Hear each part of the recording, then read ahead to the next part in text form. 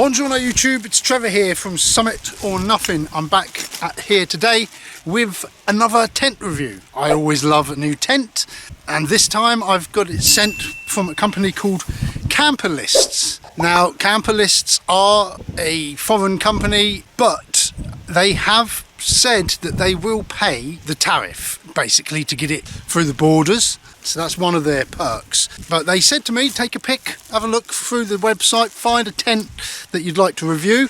And I chose the 3F UL Gear Taiji 2. So here it is, 3F UL Gear Taiji 2. It's the second 3F UL Gear tent that I've had. Obviously, I've had the Lantern in the past, but it looked quite an interesting model. So here it is. It's quite a fair sized pack actually. I'd like to bet that that's actually bigger than the Cloud Peak pack, but is it heavier? That's the first thing that I always love to check. What can I say about this pack though? It's black, but it's feels like a good material. It's got handles so you can carry it. You can even put it on your back if you want. You don't even need a backpack, but it is a bit bigger a pack. So that's the first con, I suppose, of the tent, but I'm not going to hold that against it. We'll have a look in a minute and see. I did notice that it comes in the bag with some additional guidelines, so I don't know why they're not in there, but I will tuck them into the bag just under the strap, just like that, just so we can then have a weigh. So I've got my trusty scales here. Let's see what the Taiji 2 from 3F UL Gear weighs at. So it comes out at 2.21. So it's not the lightest, but it's not the heaviest. I think that like the Cloud Peak 2 comes out a lot heavier. Obviously the Cloud Up 2 that I use a lot from Nature Hike comes in at 1.75 kilograms, I think. But it's worth noting that Camper Lists do have all of these tents that I've used in the past. Nature Hike, 3FU Gear, they do stock all these tents, so it's worth having a look over there, seeing how their prices may vary. I'll put a link in the video description below. If you go through that link, then I get a little bit of commission at no extra cost to you. Just helps support the channel, keeps me happy and keeps me reviewing tents, I guess. But anyway, without further ado, shall we have a look at this tent, see how it goes together. Now, it does come with instructions in the bag, paper instructions. They're not attached. It says, before you begin, read all instructions thoroughly. Select a level site clear of rocks. I think that patch over there is fairly level. I am on Dartmoor, but I am not camping tonight. I just came up just for a bit of peace. I've got another video to do up here. I thought, why not do the tent review while I'm here? So, let's open the bag, have a look. What I do like is these lovely fancy lock clips here with 3FU UL Gear printed on them. Nice little touch. And then obviously it's a waterproof case, but it also folds over like a bit of a dry bag. Out comes the tent. Just tied together here with some strapping. So inside we have what feels like pegs, what feels like poles, and possibly a ground sheet. I'll have a look at that in a sec. Fuck's sake.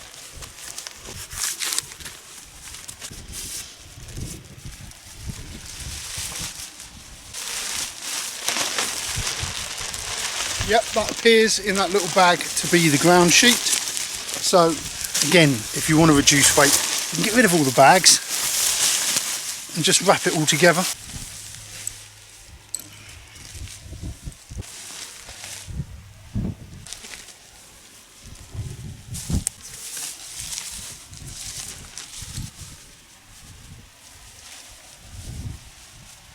So there you can see what I've done. I've pegged out the ground sheet to the four corners. It's a nice windy day, so it's good test for how to put it up out on the hill. Next we want to lay out the rest of the tent and attach it to the corner poles, corner pegs as well.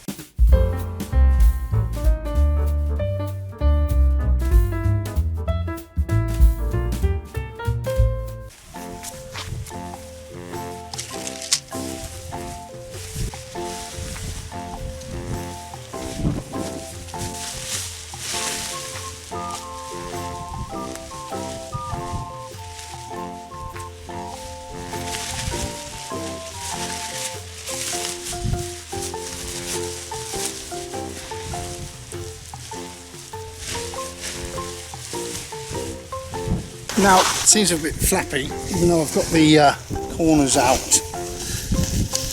The rest of the tent doesn't seem to sit on there properly. The corner pegs are only held on with these little plastic brackets like that, these little hooks. This goes over there. That does seem quite loose, to be honest, and just in the wind it's flapped off over here already. So it does seem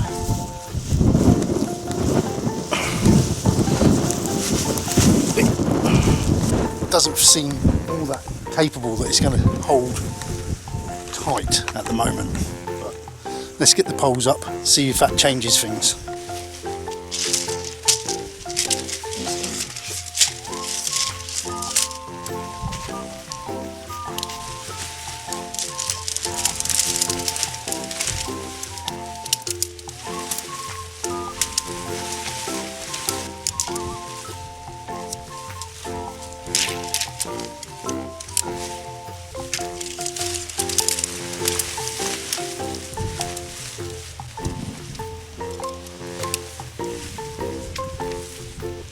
Okay, so we've got 3 poles, 2 long poles and then 1 short pole.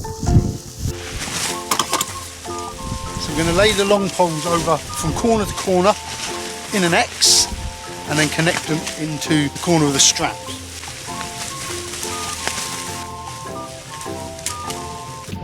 So we place the corner of the pole into there like that, to that metal hook. And the same over this side. Even though look, it's come undone again already. It's just flapped out of there. It's not very tight at all.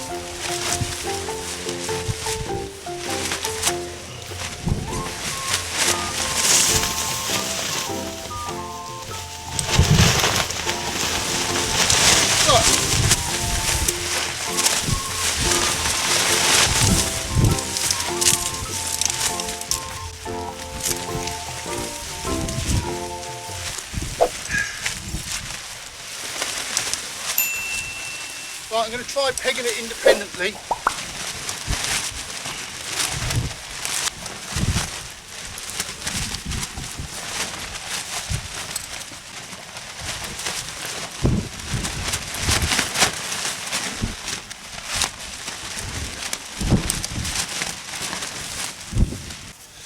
Right, so I've had to peg the corners independently, so there's 8 pegs now holding down 4 corners. So am I going to have enough pegs to do the rest of the job? We'll have a look. What have I got left in here? 4 pegs left.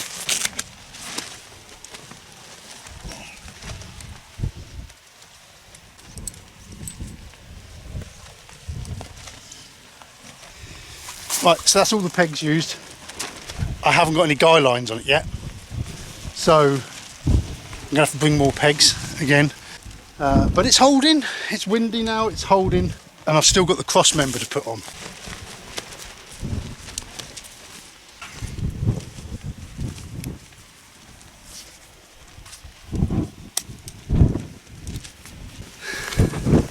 Okay, so the cross member's on.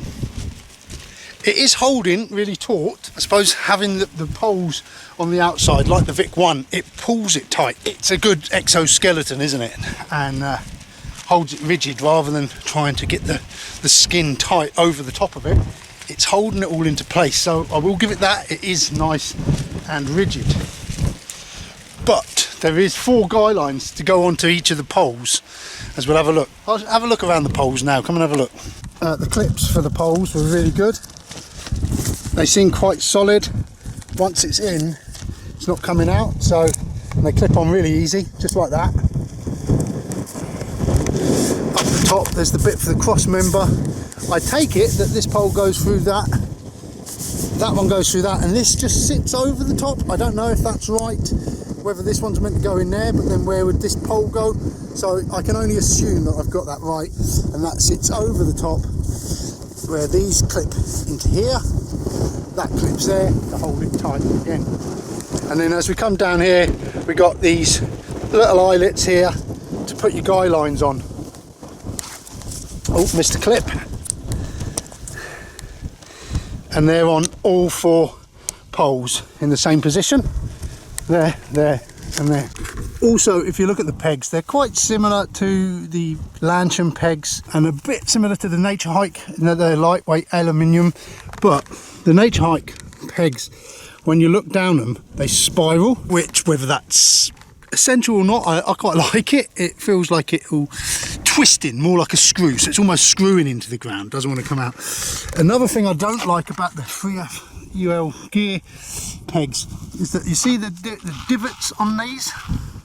They're only in 2 sides. So this one and this one are just flat, and this one and this one aren't. And they're quite, I mean, it catches, but if there's a lot of wind movement, it's not catching on all 4. And there's more chance of it slipping out and over. And also it's quite a smooth sort of a divot in there. But as far as we need to go for this tent review, I think that's all we need to sort of do to put it up. Now let's have a closer look at it. Now I'm going to film from this side from now on, because around the other side, where I've come to put this peg in on the door, where it wants to be, there is a lump of granite right under the ground, so I couldn't get the peg in, so it's a bit off centre, a bit skew. So this is what the correct side should look like. Let's have a look. So again, there's 2 side doors, which is always good. There's access for 2 people either side if you need it, or you can just sort of go around one side, put your wet stuff in, and then dry in the other side.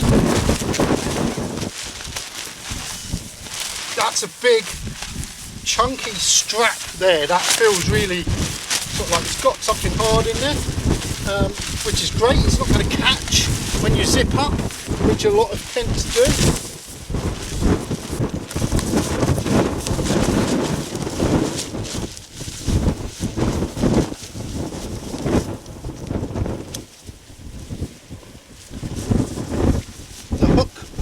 Is on a bungee, so it's a nice stretchy hook. Hook it up like that, clip it in, and we're done. And here's the door, which again hangs and rolls up.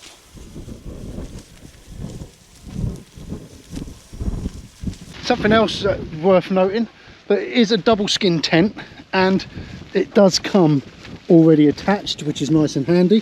So the inner skin is hanging off of the fly sheet. This inside skin as well, it's not completely mesh, maybe enough to breathe, but it does feel a really soft but thick material as well. So I'd imagine this would be a good 4-season tent. There is a lot of room in here. It does seem quite a big tent on the inside. It does have a decent bathtub bottom, bit of an upstand, about 100mm there of an upstand.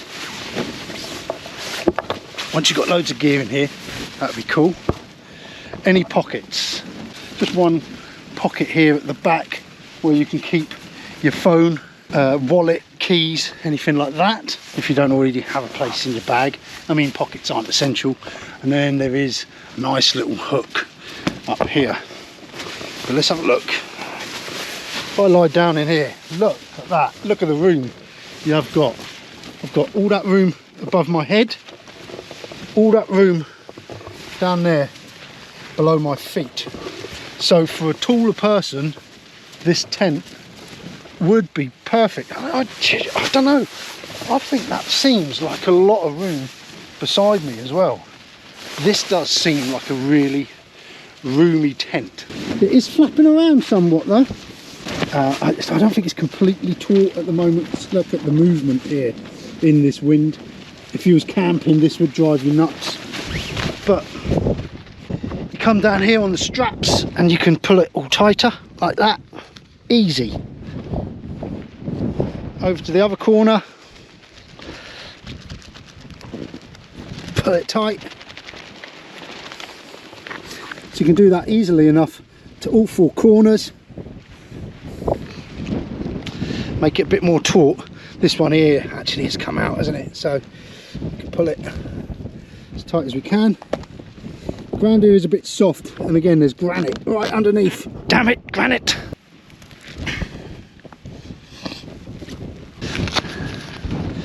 And then the little windows, much the same as like the Vic one windows on there, with a little pole, and just hold it open to let some air through.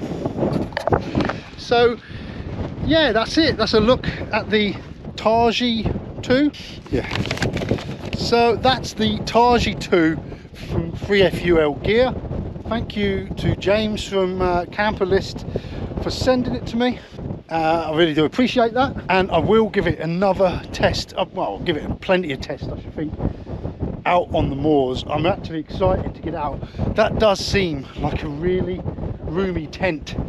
Okay, so it was a bit of a ball ache to set up in the wind, but once it's up, it is really impressive.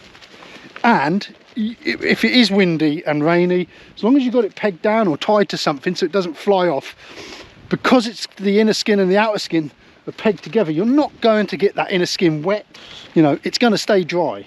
Let's see how it packs down, shall we? Now this is really great about this tent, is that it's really windy at the moment. You could pretend it's raining and you just want to get packed away as quick as you want. Look at this bag. I mean, that opens up. I've just shoved that tent in there all in one. You ain't got to worry about packing it down tidy if you don't want. If you're in a hurry, you just want to get out. That is a really giving bag. You can just shove it in there, close it up, strap it over, pull it tight, clip it up, and then you can tighten them up to sort of compress it.